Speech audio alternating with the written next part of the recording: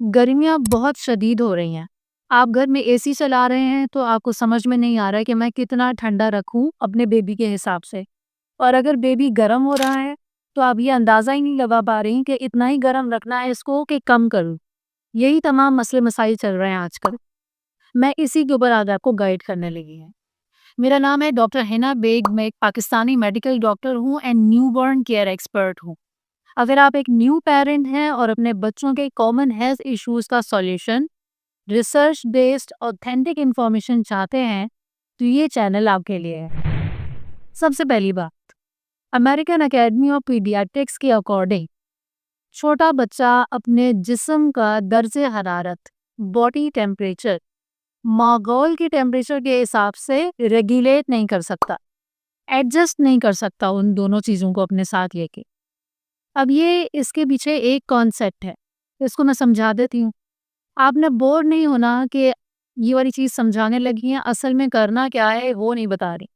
थोड़ी देर के बाद मैं वो भी बताने लगती हैं कि आपने किस तरीके से बचना, कैसे बच्चे को किस तरीके से नॉर्मल टेम्परेचर पे कैसे रखना है। हमारे ब्रेन में एक छोटा सा कमरा होता है जिसे हम कहते हैं हाइपोथैलेमस। ये हाइपोथैलेमस का काम ये है कि वो बॉडी के टेम्परेचर को 37 डिग्री सेंटीग्रेड यानी 37 डिग्री सेंटीग्रेड रखता है। बाहर के टेम्परेचर में कुछ भी हो जाए, चाहे सर्दी हो चाहे गर्मी, उसने बॉडी के टेम्परेचर को 37 रखना है ताकि आपके जिस्म का निज़ाम नॉर्मली चलता रहे। जब भी सर्दी आएगी हाइपोथैलेमस आपको कहेगा कि ज़्यादा से ज़्यादा मोटे कपड़े पहनो।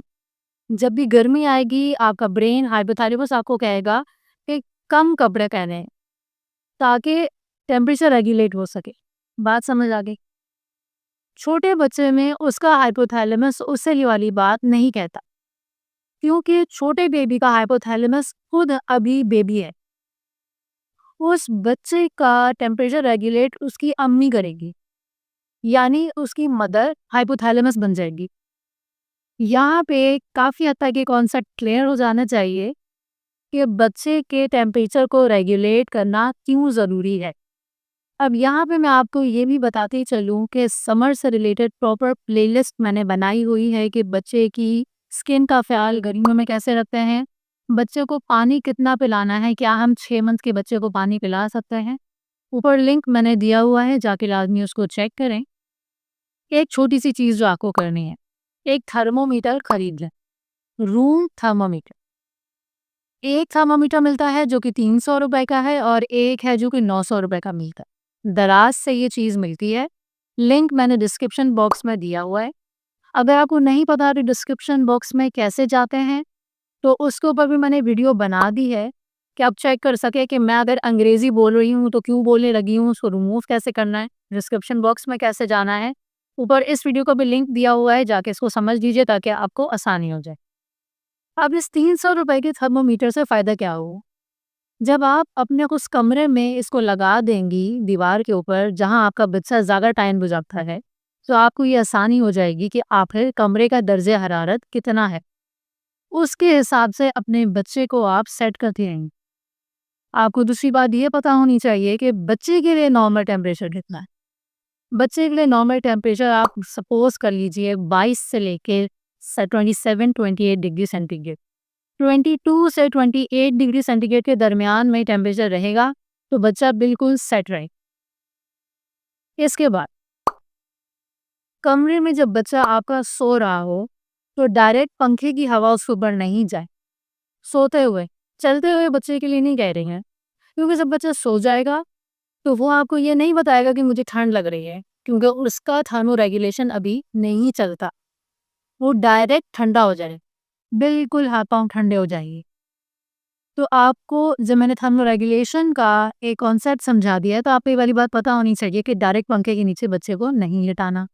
अब ये बात, दिन के टाइम पे जो पर्दे हैं आपके खिड़की के पर्दे वो बराबर रखा करें, और अगर हल्के रंग के आपको मिल जाए लाइट कलर्स के तो ज़्यादा अच्छी बात है। अब इससे होता ये है कि लाइट कलर्स के पर्दों की वजह से धूप जो है वो जज्ब नहीं करता, वो हीट रिफ्लेक्ट हो जाती है। जितने ज़्यादा गहरे रंग के पर्दे होंगे, सूरज की शुआएँ वो जज़्ब करेगा और कमरे को वो गर्म करना शुरू कर देगा।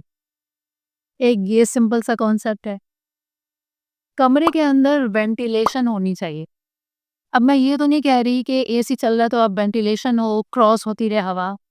जब एसी बंद हो, सुबह के टाइम भी जब मौसम थोड़ा बेहतर होता है, तो आप खिड़की दरवाजे खोल के रखें ताकि हवा क्रॉस हो जाए। जब शाम टाइम सूरज गुरूब हो जाए, थोड़ा मौसम सेट होने लगे, तब दोबारा से यही चीज़ रिपीट करें। क्रॉस वेंटिलेशन ज़रूरी है, एसी भी ज़रूरी है। अकॉर्डिंगली अपने टाइम को, अपनी चीज़ों को आप मैनेज कर भी रहिए। अब एसी चल रहा है, तो मैं बच्चे को क्या पहनाऊँ? ओवर ड्रेसिंग ना कर दूँ, बहुत ज़्यादा कपड़े पहना के ना सुला दूँ उसे, तो उसका भी एक हल मौजूद है। उसका मैंने तरीका ये निकाला हुआ है कि मैं अपने बेबी को एक स्लीपिंग सैक पहना देती हूँ। स्लीपिंग सैक इस तरीके में, इसमें यहाँ पे ज़िप लगी हुई होती है, पूरा ये बंद होता है। चादर ओढ़ाएँगे बच्चे को तो वो कभी कहीं चला जाता है, कभी कहीं, बच्चा चादर नहीं ओढ़ता ठीक से। इसमें फ़ायदा ये होता है कि उसके हाथ भी खुले रहते हैं, हाथ आराम से वो मूव कर लेगा, टाँगे भी आराम से मूव कर लेगा। ये थोड़ा-सा आप समझ लें फ्लीस मटीरियल है, ठीक है? तो ना इसमें आपको बहुत गर्मी लगेगी और ना बहुत ठंडक लगेगी। मतलब अगर आप सोते हुए रात को 24-25 डिग्रीज़ पे ही चलाएँ टेम्परेचर एसी का, तो ऐसे करने से बच्चे के लिए ये फ्लीस मटीरियल बिल्कुल ठीक है एसी में सोने के लिए। सही, टोपी नहीं पहनानी उसे, बस ये काफ़ी है। अब ये मैंने कहाँ से लिया है? ये मैंने जॉय पाकिस्तान से खरीदा था। लिंक मैं दोबारा डिस्क्रिप्शन बॉक्स में एंटर कर देती हूँ, वहाँ से जाके देख लें। अगर आपको नहीं खरीदना, ये मैंने 1800 रुपए का खरीदा था पिछली सर्दियों में। अगर आपको ये नहीं समझ आ रहा तो आप घर में भी इसको बना सकती हैं सीख के। यूट्यूब में बहुत सारी वीडियोज़ मौजूद हैं, स्लीपिंग सैक बनाने का तरीका, चेक कर लीजिए। अब ये इम्पोर्टेंट चीज़ ये है कि कमरे के अंदर एक पानी का प्याला भर के साइड पे रख दिया करें। उससे क्या होगा कि अच्छे तरीके से रूम हाइड्रेट रहेगा, पानी की कमी नहीं होगी, पूरा ओवरऑल कमरा नमी वाला रहेगा। एक और चीज़ जो मैं करती हूँ वो ये कि जितने भी दूध के डब्बे या जूस के डब्बे होते हैं टेट्रा पैक, जब ये खाली हो जाएँ तो उसमें पानी भरें, फ्रीज़र में डाल दें और बिल्कुल बर्फ़ की तरह पत्थर बना दें। अब ये डब्बा आप कमरे में दरमियान में कोने में किसी जगह पे रख दीजिए। अब इससे होगा ये कि हीट एक्सचेंज होगी। जितनी भी गर्माहट है कमरे के अंदर वो जज़्ब कर लेगा अपने अंदर और अपनी ठंडक वो बाहर निकालेगा। इससे क्या होगा, कमरा ठंडा होने लगेगा। ये एक्सपीरियंस्ड है, मैं खुद करती हूँ, तो ये बहुत अच्छी प्रो टिप है और बहुत अच्छा तरीका है। अगर आपके घर में एसी नहीं है या एयर कूलर नहीं है तो आप ये कर सकते हैं। इसके अलावा देखिए बच्चे के लिए हाइड्रेशन, पानी बहुत ज़रूरी है। क्यों? बच्चे की जो बॉडी है उसका surface to volume ratio, surface area और अंदर रहने वाला पानी, ठीक है, इनका जब हम रेशियो निकालते हैं तो 5 गुना ज़्यादा होता है बड़ों के हिसाब से। अब एक ये लंबा डीप कॉन्सेप्ट है, किसी को समझना हुआ तो मुझे ज़रूर कमेंट में बता दीजिएगा। मैं बहुत खुशी से इसको एक्सप्लेन करूँगी। इसकी वजह से ये जो रेशियो बच्चे का इतना ज़्यादा है, इसकी वजह से बच्चे का पानी का जो लॉस है वो बहुत तेज़ी से होता है। पानी बहुत तेज़ी से बच्चे का निकलता है जिस्म से। पानी की कमी होना शुरू हो जाती है उसे। एक और बड़ा मसला ये है कि बच्चे के गुर्दे, किडनीज़ अभी मासूम हैं। उन्हें नहीं पता कि जब गर्मी बहुत ज़्यादा है तो पानी कम से कम निकालें जिस्म से। गुर्दे क्या करते हैं, नॉर्मल अमाउंट में ही सुसु बच्चे का बाहर ज़्यादा निकालता है। कंसंट्रेट नहीं करते उसे, कम से कम नहीं करते उसे, जिसकी वजह से पानी ज़्यादा रिज़र्व रहे बॉडी में। अब इससे एक और पॉइंट ये निकलता है कि बच्चे के जिस्म में रिज़र्व्स नहीं होते, पानी स्टोर करने की कोई टंकियाँ नहीं होती अंदर। हमारे पास जब पानी खत्म हो रहा होता है तो हम बाल्टियाँ भर के स्टोर करके रख लेते हैं कि पानी खत्म होने वाला है, तो बाद में इस्तेमाल कर लेंगे। बच्चे के पास रिज़र्व कुछ भी नहीं है, जो निकल रहा है बस वही था उसके पास। इस तरीके से भी उसको डिहाइड्रेशन हो जाती है। एक और बात, जब उसको प्यास लगेगी तो वो आपको एग्ज़ैक्ट नहीं बता सकेगा कि मुझे प्यास लग रही है, कम्युनिकेशन गैप आ जाएगा। छोटा बच्चा आपको बता ही नहीं सकता कि मुझे प्यास लग रही है, वो हर चीज़ में सिर्फ़ आपको रो के दिखाएगा। तो यहाँ पे भी एक मसला है। इसलिए बच्चे की हाइड्रेशन बहुत ज़्यादा ज़रूरी है। तभी कहा जाता है कि जब भी बच्चे को मोशन या उल्टियाँ लग जाएँ तो ये खतरनाक बात है। क्योंकि जो फ्लूइड लॉस उसका हो रहा है, उसको फ़ौरन से कवर अप करना है। अगर नहीं किया तो लिथार्ज हो जाएगा वो, फ़ौरन से कमज़ोर होने लग जाएगा और आपको पता भी नहीं लगेगा।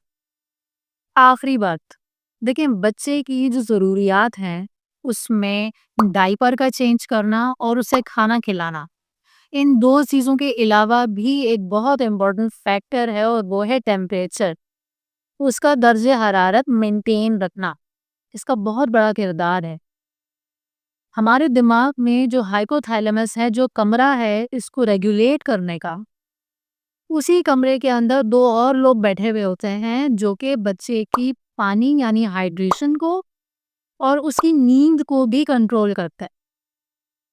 इसीलिए जब भी गर्मी होती है तो ना हमें नींद सही से आती है और हमें प्यास बहुत जल्दी लगती है। हम चाहते हैं कि किसी तरीके से पानी पिएँ या किसी तरीके से रिज़र्व बाय पसीना ना निकले। तो अब आपके दिमाग के डॉट्स काफ़ी हद तक मैच हो रहे होंगे कि किस तरीके से ये गर्मी, आपके टेम्परेचर का इतना ज़्यादा हाई या इतना लो हो जाना आपकी नींद को अफ़ेक्ट करता है और साथ-साथ आपके पानी को भी अफ़ेक्ट करता है। मैं बार-बार एक ही बात कहती हूँ, हमेशा अपने बच्चे की बॉडी को समझिए। जितना ज़्यादा अच्छे तरीके से आप जिस्म को समझेंगे, आपको खुद समझ आने लगेगा कि आपका बच्चा ऐसा क्यों कर रहा है। इसके इस बिहेवियर की क्या वजह है? लॉजिक सारी क्लियर होना शुरू हो जाएगी। आपको हर छोटे-छोटे मसले के लिए डॉक्टर के पास जाने की ज़रूरत नहीं पड़ेगी, क्योंकि ये बहुत ही बेसिक इन्फॉर्मेशन है, बहुत बेसिक गाइडलाइन है, जो कि हर मदर को पता होनी चाहिए। हमारे यहाँ इसी चीज़ की लैकिंग है, जिसको मैं ठीक करना चाहती। तो इस मैसेज यही है इस वीडियो का कि आप बेसिक चीज़ों की गाइडलाइंस ख़ास तौर पे ज़रूर लीजिए ताकि आपकी ज़िंदगी आसान हो जाए। मैं हूँ आप सबकी डॉक्टर हिना बेग। इंशाल्लाह मैं मिलती हूँ अपनी नेक्स्ट वीडियो में। शुक्रिया।